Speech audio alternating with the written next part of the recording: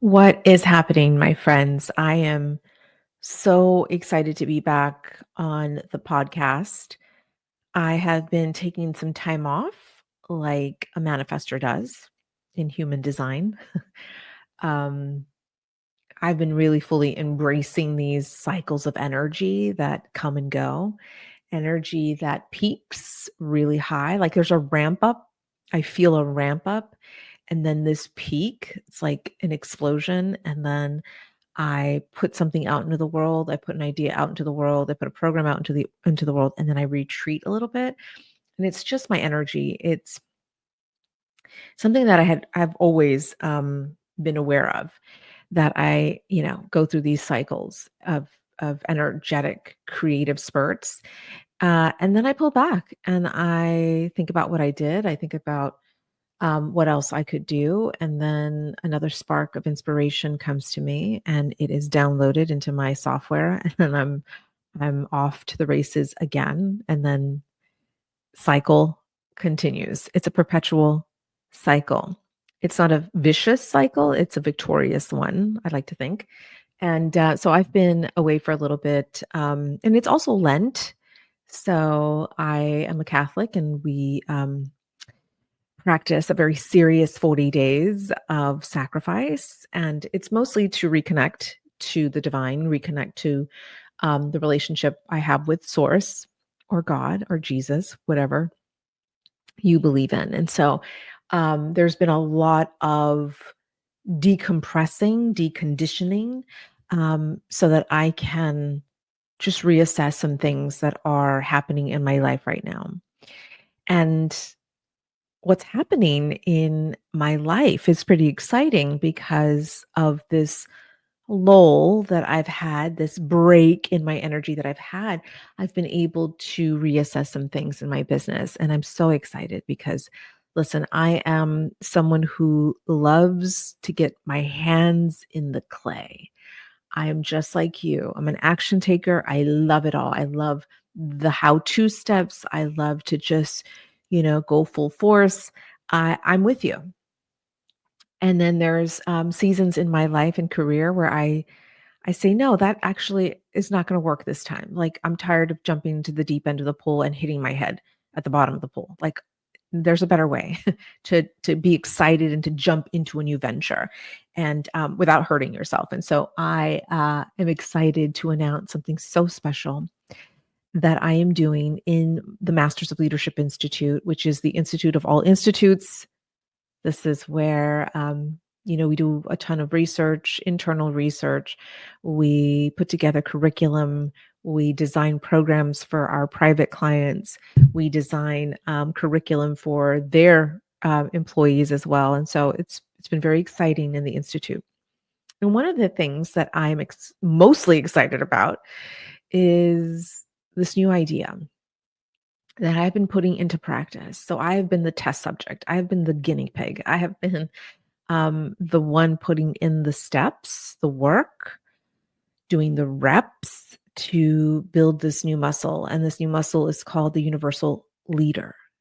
The universal leader is this idea of a leader, just like you and I. We were called into leadership.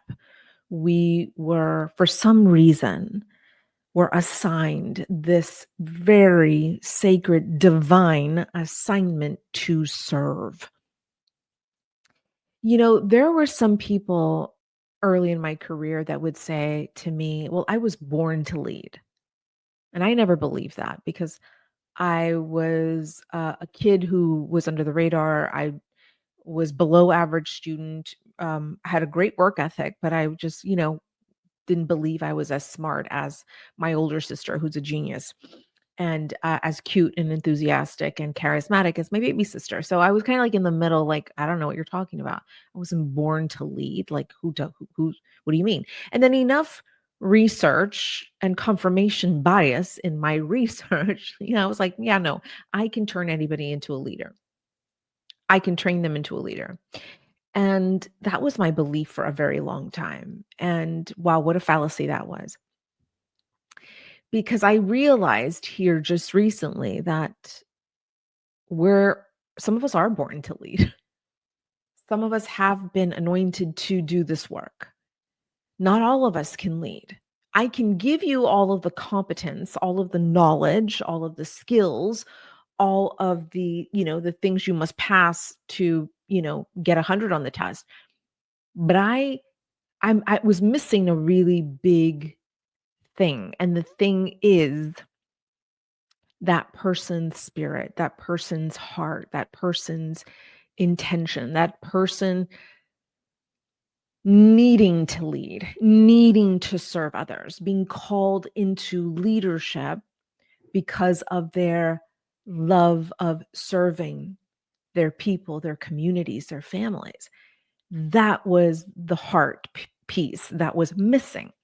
So I was so focused on the mind piece, on the neuroscience of leadership, and I completely disregarded the spirit side of leadership, which is the heart.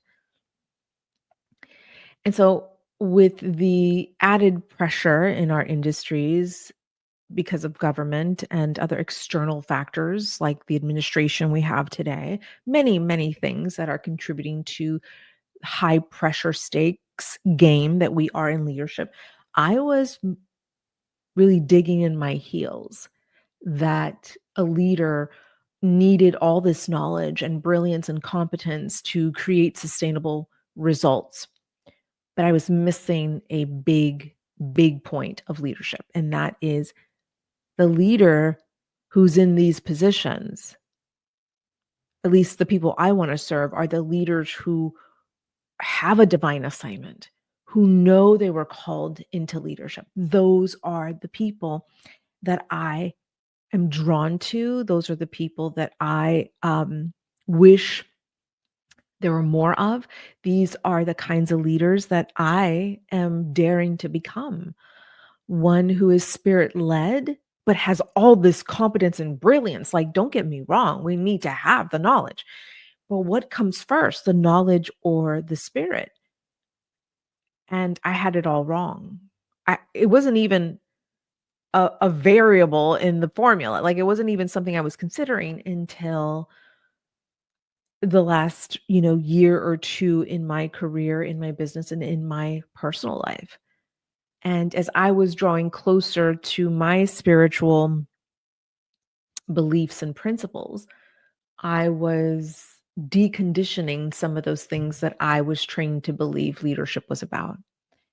And so I started to think with my heart, with my spirit, with my soul, instead of thinking with this 3-pound organ between my ears. Yes, we need to have the knowledge, but can we please talk about the heart first? Can we please talk about the leader's intent? Were they assigned to do this divine sacred work, or are they in this for status and power? Are they in this for salary? Are they in this for egoic reasons? Or are they in this for the spirit-led servant leader that we are all craving for today? Those are the people I want to talk to. Those are the people that excite me. And so here's what's interesting. Years ago, before I started Masters of Leadership Institute, I had a program called the Deliberate Creators Club. We had about 30 incredible women and men in that program. And it was a sacred space for us to talk about spirituality, to talk about purpose, to talk about how we were being led into these movements, into these projects, into these businesses and organizations. It was everything my heart was asking for. But after running it for a while, I had a business mentor say to me, this isn't scalable. You can't provide for your family with this kind of nonsense work.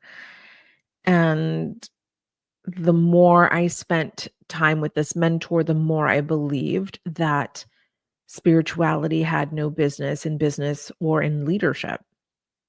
And so I closed it.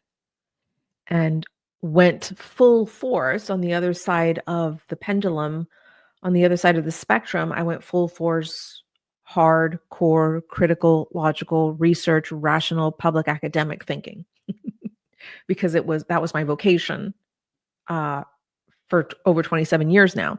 So at that time, I had put that aside so I can do more spiritual alignment work and law of receiving, law of attraction work. And I remembered thinking, okay, he's right. I'm this isn't sustainable. Let me bank on my brilliance, on my competence, on my, years of consulting and leadership. And a PhD in leadership studies was going to get me to where I could scale an incredible business. And I went that direction.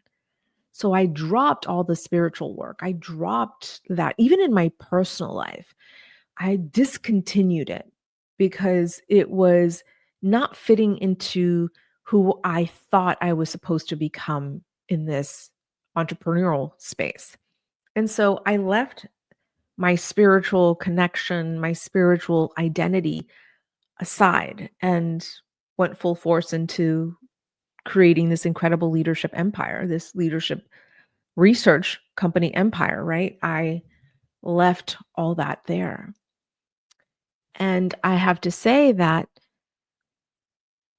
age, life experience, pain, and the optional suffering has really got me thinking that I could do both. I can have a spiritual practice and help leaders be impactful, divinely assigned, fully embodied and present visionaries. Like I can do both. Why not marry what I love about spirituality and what I love about mysticism, in particular through the lens of Christian mysticism? Why am I not integrating that and embodying it in my leadership practice? And so this has been the shift that has been occurring the last few months. And this is the latest download that I have received that I am really excited to pursue. And so the universal leader is someone who shows up into the leadership practice, yes, with all of the knowledge that they need, all, the right mindset, the right skills, the right strategy. Of course, we're going to keep simplifying leadership for you, leader. But how about this component of spirituality? Where does that fit into your leadership practice? And it should be the primary thing that fuels your leadership practice. And so we're going to balance this out through this idea that is now fully fleshed out that I've been embodying called the universal leader. Now, the universal leader was an idea that came to me as I was reading Richard Rohr's The Universal Christ. And the premise of his book, and he's a Franciscan father, and the premise of his book is that the Christ mystery is in all of us. It wasn't just assigned to Jesus as we know the Christ, that there's Christ in every single one of us and in every single being. He talks about that Christ is not Jesus's last name, that we all get to experience this for ourselves, that it's not just assigned to a very specific anointed individual, but it is assigned to all of us. The anointing is for all of us. And so as I was reading his incredible book, and by the way, all his work has awoken something in me for sure. Um, and I got this idea of the universal leader and the 5 pillars of the universal leader. And so we're going to go through these 5 pillars as I design these episodes moving forward.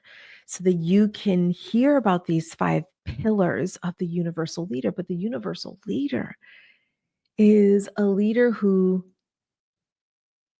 is leading with spirit first.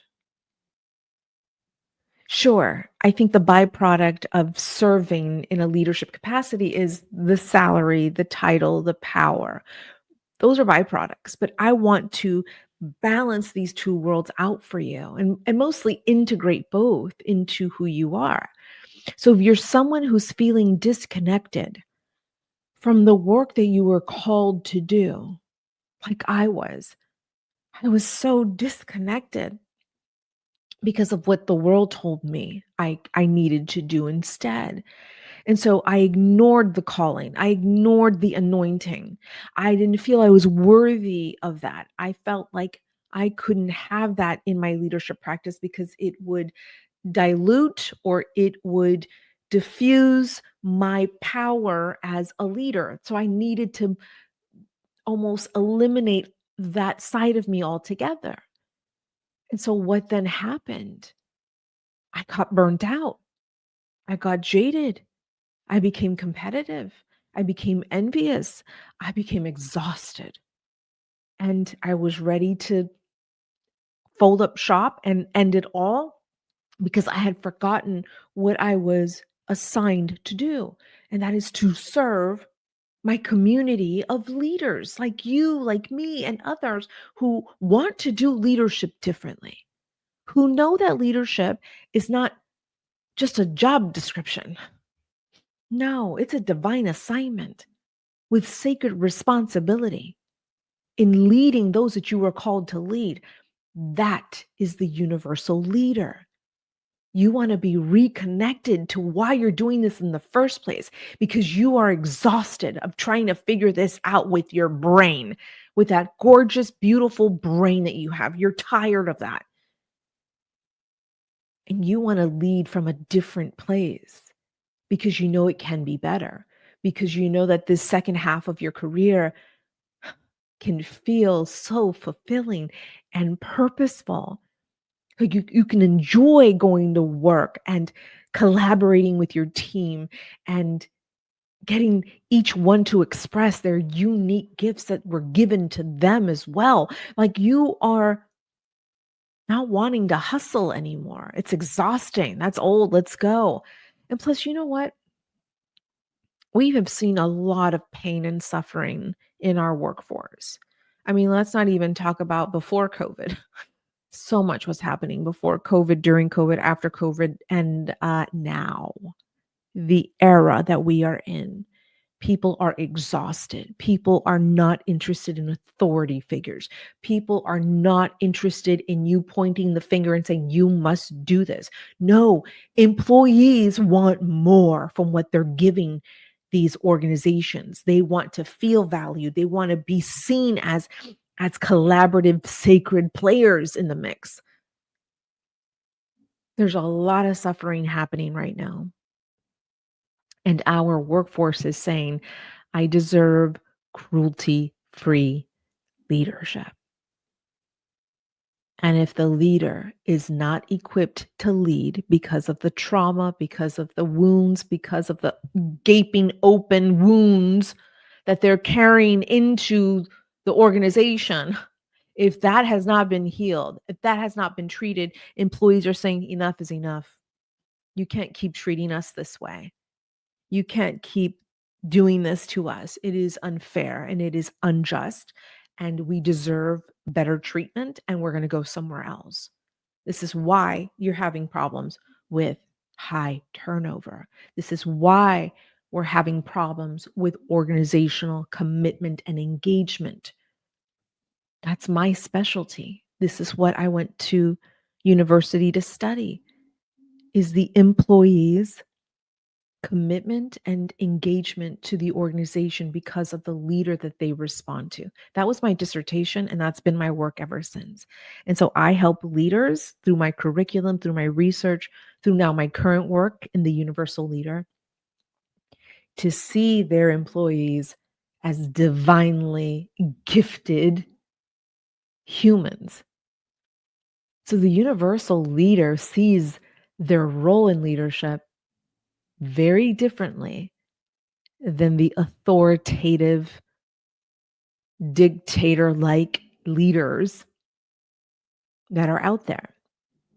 And so that's the goal for the universal leader. And that's the goal for this fun, exciting new program that I'm offering. So you're going to hear a whole lot more about the universal leader.